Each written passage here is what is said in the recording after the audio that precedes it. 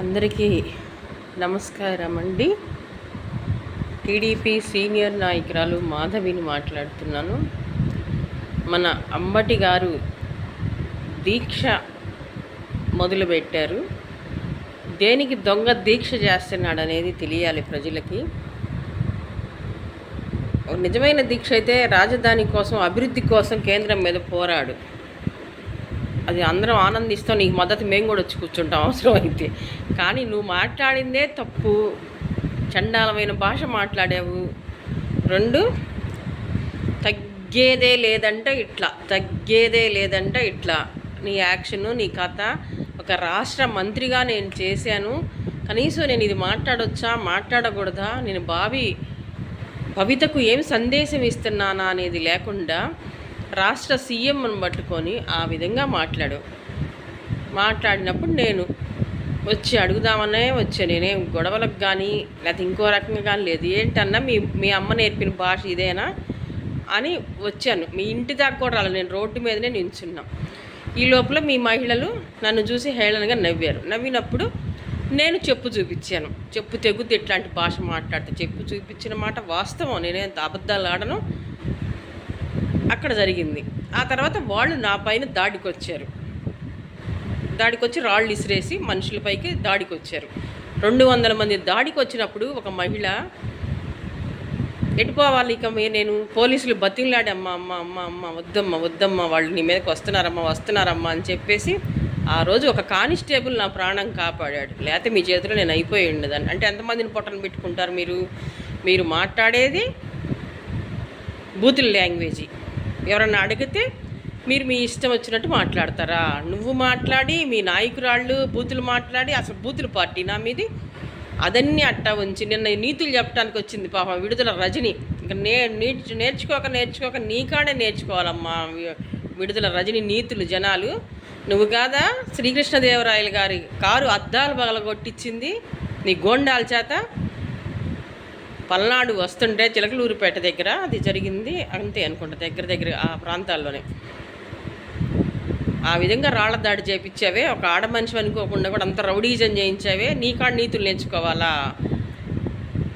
చంద్రబాబు నాయుడు గారు, లోకేష్, ఇంకా ఈయన మాట్లాడతాడు అంబటి గారు. లెగిస్తే పెమ్మసాని గారు జపం చేస్తాడు. ఎందుకు చేస్తాడో తెలియదు. డబ్బు అంటే డబ్బులు ఊరక రాలా, కష్టపడితే వచ్చినాయి. మీలాగా దోచుకోవాలా? ఒక సామాన్యమైన కుటుంబంలో పుట్టి కష్టపడి చదువుకొని ఒక ప్రయోజకుడు అయ్యాడు, తెలుగువారి బిడ్డగా. చూసి హర్షించు.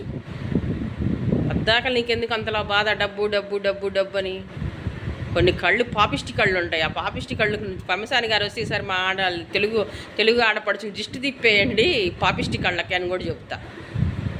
ఏమంతా మరి మిమ్మల్ని ఎప్పుడన్నా ఒక్క మాట తుంచి మాట్లాడా? తప్పు మాట్లాడితే సినిమా చూపిస్తా అన్నారు. సినిమా అంటే ఏంటి? మంచి సినిమాలు చూసి మంచి భాష నేర్చుకోమని మా రచయితల భాషలో అయితే ఒక మంచి సినిమా చూడండి, సినిమా చూపిస్తా అంటాం. భాష నేర్చుకోండి. అమ్మని ఏ విధంగా గౌరవించాలో, చెల్లిని ఏ విధంగా గౌరవించాలో, ఇంట్లో ఉన్న చెల్లెళ్ళని బూతులు తిట్టించడం, ఇంట్లో ఉన్న అమ్మల్ని బయటికి గంటటం, ఇవి కాదు, సినిమా చూపిస్తాం చూడండి అన్నాడు. తప్పే ఉంది అందులో? మీకు పెమ్మసాని గారు సమాధానం చెప్పాలా, లోకేష్ సమాధానం చెప్పాలి, చంద్రబాబు నాయుడు గారు సమాధానం చెప్పాలి. వాళ్ళు ఏం పని బాటలేని వాళ్ళు కాదు. నీకు పని లేదు కాబట్టి నువ్వు అవుతూ ఉంటావు, రోడ్ల మీద కూర్చుంటావు. నీకు అరగంటలకు వాడు సమాధానం చెప్పాల్సిన పని లేదు. నీకు లేడీస్ ఎక్కువ, మర్యాదగా మాట్లాడటం నేర్చుకో ఫస్ట్.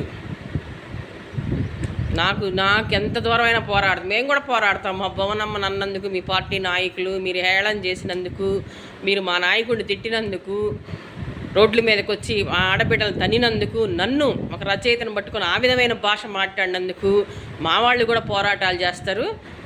మీరే కాదు పోరాటాలు చేయటం, మాకు ఇంకా మీకంటే ఎక్కువ తెలుసు. ఎందుకంటే రాజధాని కోసం పోరాడి సాధించిన వాళ్ళం మేము. మీరు కడతామని కూల్చిన వాళ్ళు మీరు. అందుకని కొంచెం ఒళ్ళు నోరు రెండు దగ్గర పెట్టుకొని మాట్లాడితే బాగుంటుంది.